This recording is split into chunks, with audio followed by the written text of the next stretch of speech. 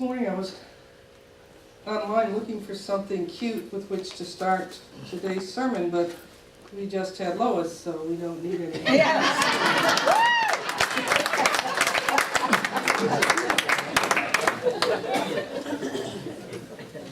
It is the feast of St. Patrick for those of you who are Irish, and it looks like many of you are, at least today. It's a feast day, hence the white that I am wearing, and the green because my father was Irish, and I would be in serious trouble had I not found something green to wear today. We think St. Patrick was born somewhere near the end of the 4th century and died on March 17th, which is, this is from the Catholic website, March 17th, either in the year 460 or 492. Yeah. Just a little. Go figure. What's in here 32 years, right? If you're 80. As a young lad, and it depends on what source you check, either at 14 or 16 or somewhere around there, he was kidnapped by pirates.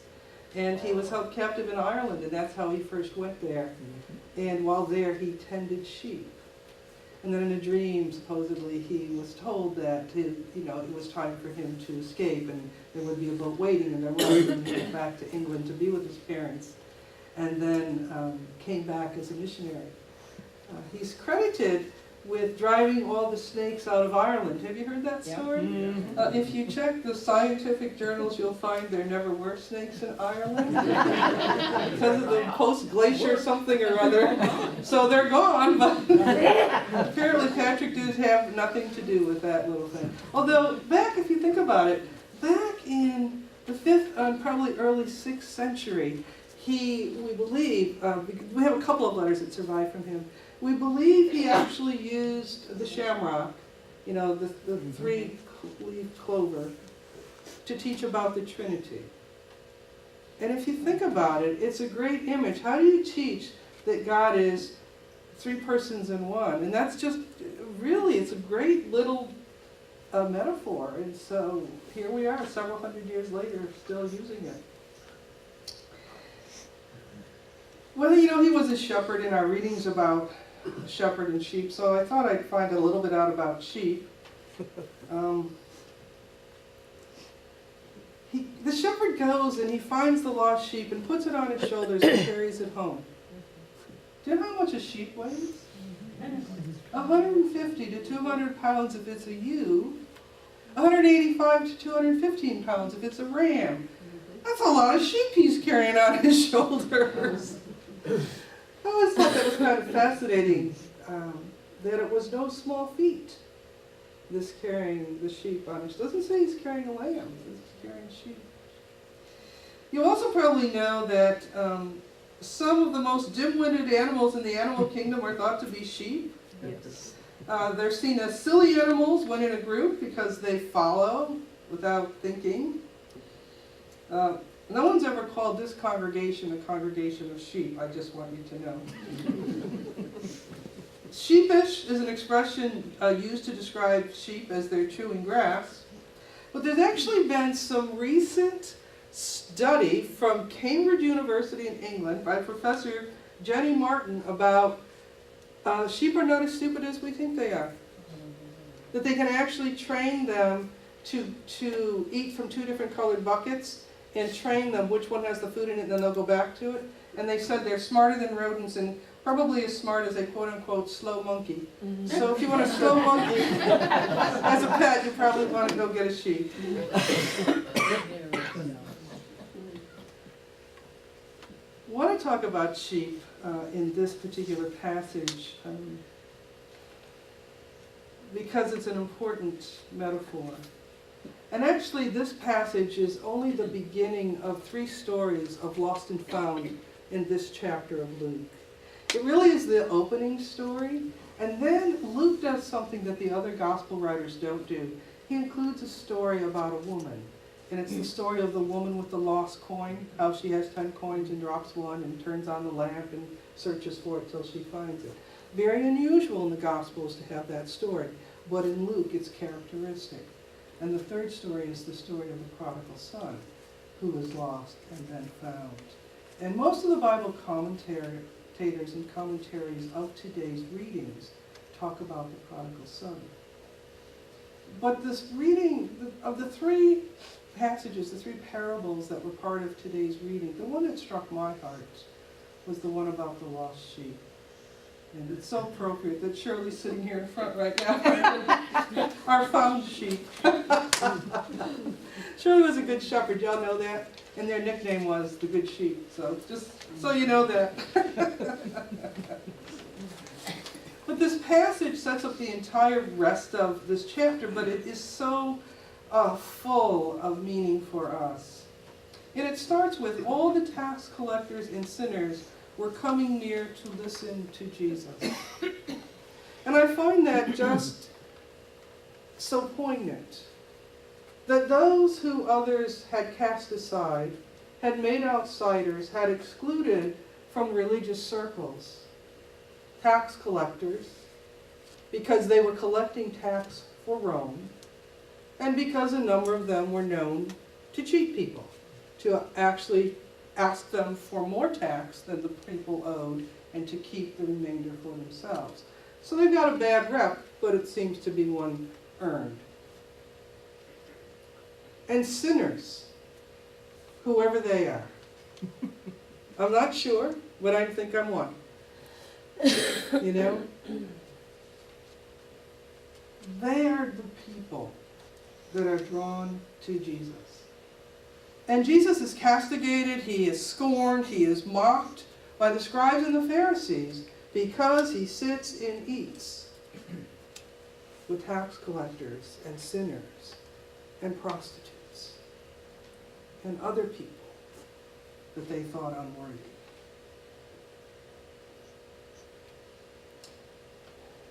And the passage goes on, so he told them this parable. And I can't get past this, but thinking about this all week, I can't figure out exactly who them is. Is them the sinners and the tax collectors? Is them the scribes and the Pharisees? Is them all of those folks? And us? Who is this passage intended for? I think all of us. Those of us who are more self-righteous, and trust me, I've had my moments, and those of us who know that there are times we wished we could have done more and hadn't been able to for whatever the reason, and somehow failed ourselves or failed someone else. And then we have the 99 sheep who are not left under the care of another shepherd, who are not left in the safety of a pen, but are left in the wilderness. Do you remember one of the first readings we had this cycle in Lent talked about the wilderness, where Jesus goes to the wilderness to pray? Because the wilderness is a place where we can find God, where God awaits us. It's interesting to think about that when we think about this passage. So the 99 are left. Remember, they're smarter than slow monkeys. To fend for themselves. And he goes after the one who is lost until it is found. It is lost until it is found. He doesn't give up, this shepherd. Just as our God never gives up on desiring and waiting and wanting to be in relationship with us. The shepherd doesn't give up until the lost sheep is found. God never gives up on us until we return to God's arms and to God's heart. And when you have found it, you lay it on your shoulders and rejoice. I gotta say, I'm not thinking of rejoicing if I got 200 pounds of sheep on my shoulders, but let's go for it. Some of the commentators question this because in each one of these passages, that are part of today's reading. This one, the woman with the lost coin, and then the prodigal son. There is celebration and rejoicing, and this big celebration party feast thrown at the end of it. And I forget who said, really, do you really think if a woman lost one coin and found it, she'd throw this big party that would cost her more than that one coin? Or that a shepherd who has little to nothing and is despised would throw a big party because the shepherd found the one lost sheep? But it's to show us the extravagance, the no end to, the infinitude of God's love for us, that there is this celebration. You call all your friends together and say, rejoice, for I have found my sheep that was lost.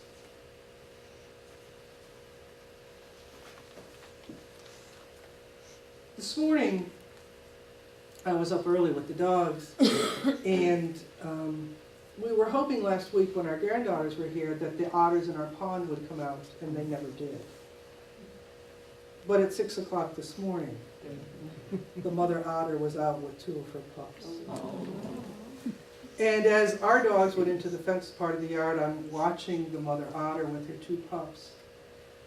And there's a cardinal that perches in our frangipani tree who began to whistle for his mate. It was a male. And Noah spied the otters. If Noah spies I don't know, cricket, he goes after it. So he spies the otters, and they're very shy creatures. I couldn't even tap on the window to tell Mary they were there because lots of times that's enough to send them back into the pond. So I get them all to myself. And Noah spies them, and he starts to charge to that side of the screened area where closest to where the otters are. But fortunately, last week when our granddaughters were here, Noah was on vacation with Aunt Nan and Aunt Jack, and Aunt Nan taught him stop.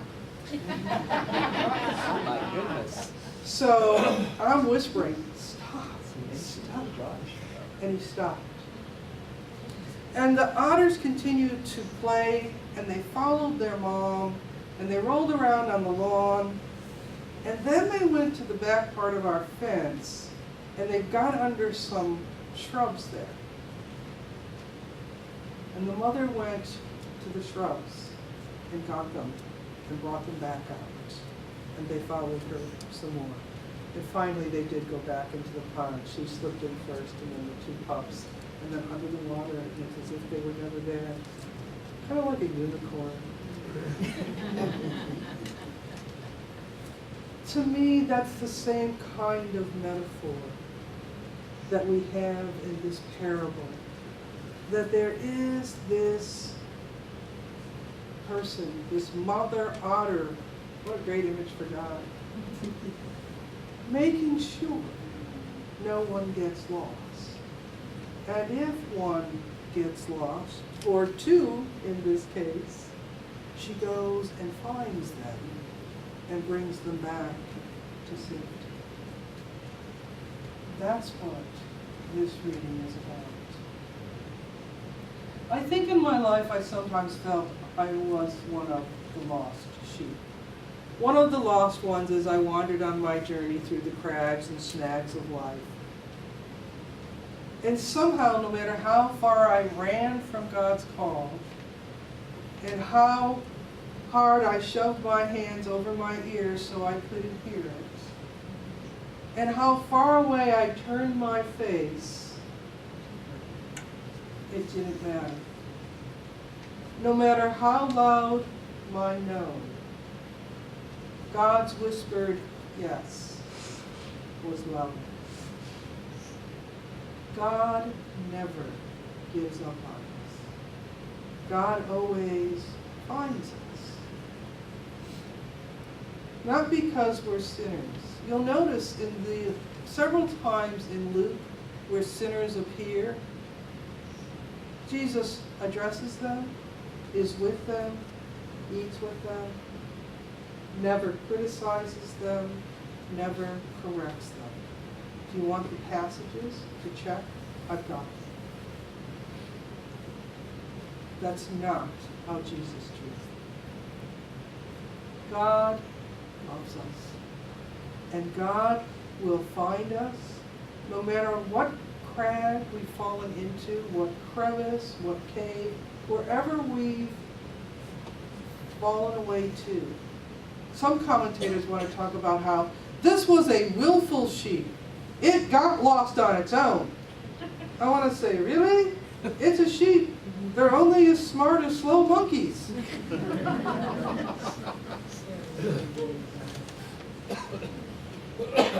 But that's not what Jesus does. God only ever continues to call us by name and promises us in that great rainbow that God's love will always be there for us. May we in our lives look for the lost sheep that God has put on our journeys. And if it is our call to bring them back without judgment, correction, criticism, but it is our call to help them know what we know, how loved we are by this God of our hearts. May we be the instruments that God has chosen to be God's hands and God's incredible heart of compassion in this world.